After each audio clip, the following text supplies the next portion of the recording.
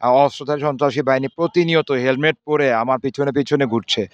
মানে হুমকি ধমকি দিয়ে আমাকে ৪৮ ঘন্টা আল্টিমেটাম দেয়, তারা দেখে নেবে এর ভিতরে।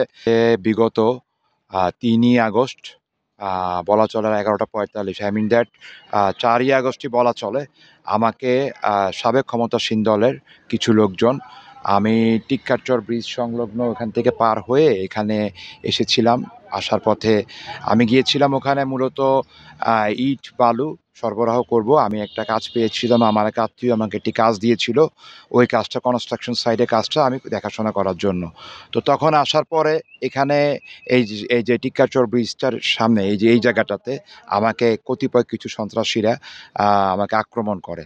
তো আক্রমণ করে আমার কাছে প্রথম অবস্থায় তারা চাঁদা দাবি করে যে তাদেরকে ১০ লক্ষ টাকা আমি কাজ পেয়েছি তাদেরকে দিতে হবে। তখন আমি তাদেরকে বলি, "আমি তো কোনো সরকারি কাজ করি না। আমি তো বেসরকারি কাজ পেয়েছি। আর এটা আমাকে একজন আমার আত্মীয় দিয়েছে। আপনার যদি কোনো কিছু বলার থাকে তো আপনি ওনাদের সাথে কথা বলে কাজ করে নেন।"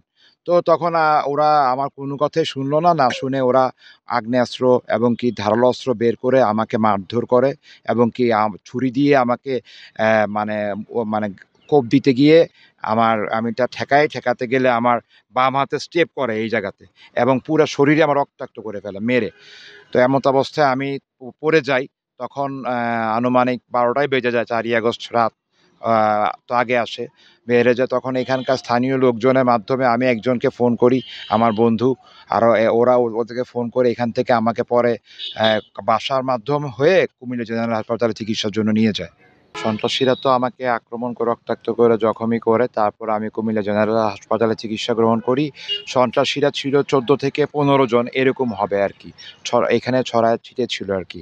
তো আর তারা আমার সামনে আসে ৫ থেকে ৬ জন আরকি। মামলা করেন কবে?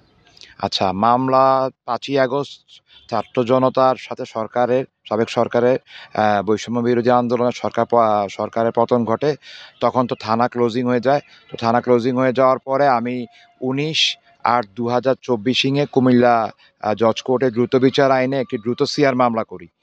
অতঃপর আসামিরা আ পুনরায় মামলার খবর পায় ১৩ থেকে ১৬ই অক্টোবর আবার পুনরায় তারা সশরীরে দিনের বেলায় আমাকে আবার আক্রমণ চালাতে আসে। তো তখন আমি তাদেরকে সকলকে শনাক্ত করতে পারি। তো সকলকে শনাক্ত করে ১৪ই নভেম্বর ২০২৪ ৮ জনকে এজাহারনামে আসামি করে কুমিল্লা কোতোয়ালি মডেল থানা ৫-৬ জনকে অজ্ঞাত করে মামলা দায়ের করি। আর দুই বিষয়ে মামলা করি। প্রথম আদালতে যে মামলাটি দায়ের করি সেটি ছিল চাঁদাবাজি সহ বিবিধ অপরাধ।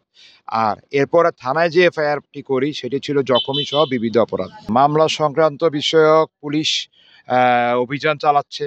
২ জনকে শনাক্ত করেছে, ১ জনকে গ্রেপ্তার করেছে এবং কি বাকি সকলকে গ্রেপ্তারের জন্য চেষ্টা চালাচ্ছে।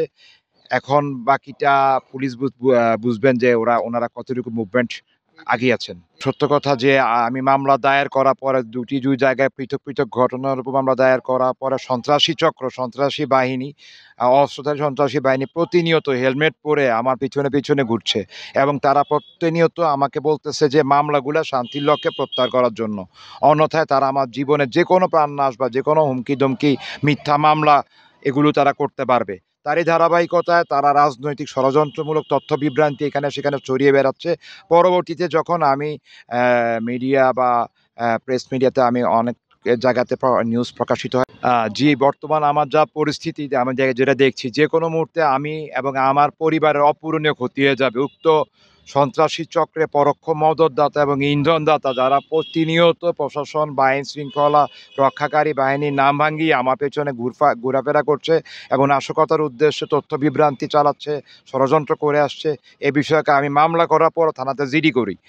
আমি গতকালকেও আমার কোর্টে যাওয়ার পথে আমাকে তারা মানে হুমকি-ধমকি দিয়ে আমাকে ৪৮ ঘন্টা আল্টিমেটাম দেয়, তারা দেখে নেবে এর ভিতরে মামলা দিয়ে করে ওই করে এবং প্রতিনিয়ত করে যাচ্ছে। তো আমি এই বিষয়ে প্রতিকারের চেয়ে আমি আমার নিরাপত্তা, পরিবারের নিরাপত্তা চেয়ে মাননীয় প্রধান উপদেষ্টার দৃষ্টি আকর্ষণ করছি। তিনি যাতে আমার এই বিষয়টি দৃষ্টি আকর্ষণ করে সংশ্লিষ্ট প্রশাসনের মাধ্যমে আমার এই সমস্যার প্রতিকারের ব্যবস্থা গ্রহণ করেন।